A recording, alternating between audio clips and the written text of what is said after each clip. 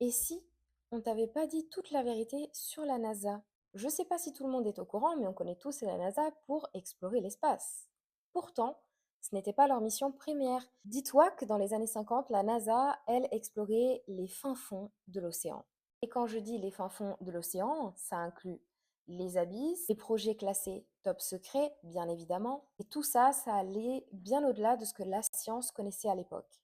Et puis, soudainement, silence radio. Les projets sont arrêtés, les financements sont redirigés, et puis la NASA s'est dit, on vise les étoiles. Viser la lune, ça me fait pas peur.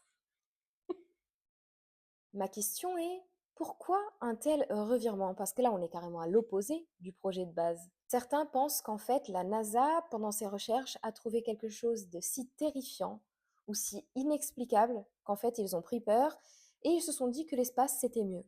En tout cas, il y a des témoignages d'anciens techniciens qui ont travaillé sur ces projets qui ont dit que ce qu'ils ont vu dans les fins fonds marins, c'est tellement terrifiant qu'à côté, l'espace semble comme un refuge. Pense que ça nous met dans le bain, sans mauvais jeu de mots. Sans oublier les signaux captés par les sonars, comme le bloop en 1997, un bruit monstrueux venu des profondeurs du Pacifique, si puissant qu'il a été détecté à des milliers de kilomètres. Mais bien évidemment, aucune créature connue n'est capable de reproduire ce son-là. Résultat, eh bien, ça a été classé comme un phénomène naturel non identifié. Et dis-toi qu'aujourd'hui, on a exploré moins de 5% des océans. C'est moins que la surface de la Lune, moins que Mars, alors qu'on vit ici, sur Terre, entouré d'eau.